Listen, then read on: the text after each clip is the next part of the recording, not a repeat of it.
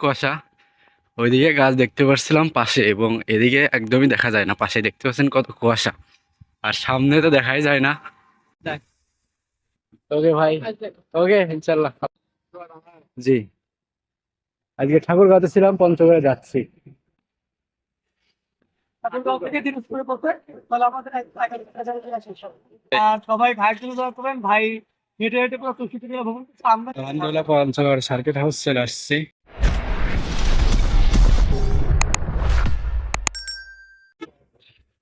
তো আজকে শুরু করেছি ঠাকুরগাঁও বাস স্ট্যান্ড থেকে, এবং আমার সাথে আসছে ইয়াসিন ভাই। ইয়াসিন ভাইয়ের জন্য শুভকামনা এবং দোয়া, ভালোবাসা। ভাই অনেক ভালো মনের মানুষ, তার সাথে না মিশলেও বোঝা যাবে না।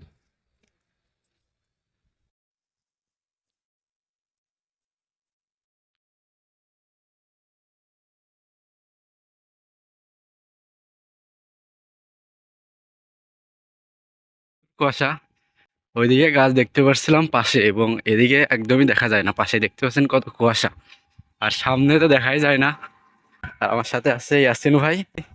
তো আমরা একটা টার্গেট নিচ্ছি যে 1 ঘন্টায় 7 কিলোমিটার পাড়ি দেবো।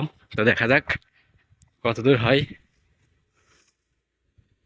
আলহামদুলিল্লাহ, আজকে একটা নতুন রেকর্ড করলাম, যেটা আমার জীবনের প্রথম এবং আমার সাথে থাকা ইয়াসিন ভাইয়ের প্রথম। তো সেটা হলো আজকে 1 ঘন্টায় 8.8 কিলোমিটার পাড়ি দিয়েছি আমরা। তো এর আগে কেউ এমন রেকর্ড করেছে কিনা আমি তা জানি না, তবে আমরা দুইজন করেছি আজকে। তো সবকিছুর জন্য আলহামদুলিল্লাহ। তো তারপরে চার বিরতি নিজে ঢুকলাম এই দোকানে। এই দোকানটাতে চা হবে না, তো পরবর্তী দোকানে গেলাম এবং চা খেয়ে আবারও রওনা দিয়ে দিলাম হাঁটার উদ্দেশ্যে। ইয়াসিন ভাই থাকবে আমার সাথে 9টা পর্যন্ত, এবং 9টা পর্যন্ত যতদূর যায় ততদূর আমাকে আগে দিয়ে আসবে। তো ভাইয়ের সাথে কালকে থেকে আছি। তো ভাই অনেক মজার মানুষ এবং মন মানসিকতা তার অনেক ভালো। তো ভাইয়ের জন্য দোয়া করি, ভাইয়ের আগামী দিনগুলো যেন অনেক ভালোভাবে কাটে। ভাইয়ের সাথে কাটানো প্রতিটা মুহূর্তে আমার মনে থাকবে আজীবন। আর আমরা যেতে যেতে কিন্তু অনেক মজা করেছিলাম, এবং আপনারা দেখতে পারছেন, এবং হাঁটছিলাম অনেক জোরে জোরে, যেটা রাস্তার লোকেরা দেখছিল যে, আর আঙ্কেলও দেখে বলছে যে আপনারা কোথায় যাচ্ছেন, কই যাচ্ছেন, কিভাবে কেন হাঁটছেন। তো আমরা বলছিলাম যে আমি বাইরে বাংলাদেশ ভ্রমণ করছি, এবং বিস্তারিত বললাম আর কি। তো ভালো লাগছিল আজকের এই দিনটা। আর ইয়াসিন ভাই যদি না থাকতো তাহলে আর এমন মজাটা হতো না। তো ইয়াসিন ভাইকে অনেক অনেক ধন্যবাদ।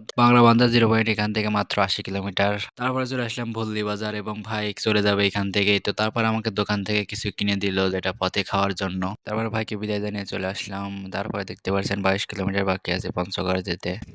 এদিকে কাজ করতেছে মানুষ, মেয়ে ছেলেও ভাই।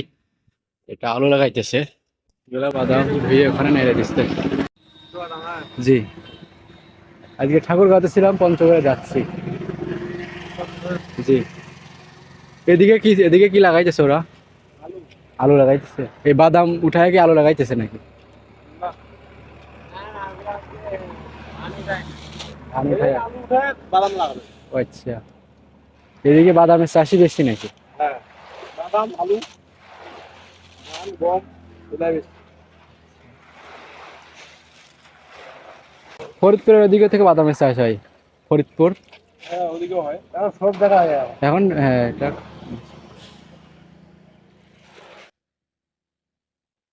তো ঠাকুরগাঁ সড়ক বিদায়, এখন আমি ঢুকছি পঞ্চগড় হাইওয়েতে। তো ঠাকুরগাঁ সড়ক বিদায়, স্বাগতম পঞ্চগড় সড়ক। আর এখান থেকে বাংলা বান্ধ 71 কিলোমিটার। তারপরে চলে আসলাম বদা বাজারে, আর সামনে বাকি আছে আর মাত্র 18 কিলোমিটার। তো চলেন যাওয়া যাক। হচ্ছে কাজী ফার্মস লিমিটেড, অনেক বড়, অনেক সুন্দর। তো হালকা একটু বিশ্রাম নিলাম, আর সামনে পথ বাকি আছে 13 কিলোমিটার।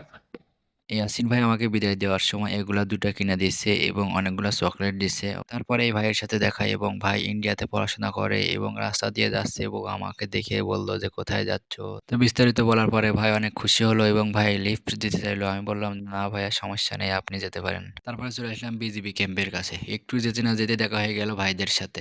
কিনে বার হয়েছেন, স্লোগান কি আপনার? স্লোগান কি? আমার স্লোগান হচ্ছে গাছ লাগান পরিবেশ বাঁচান।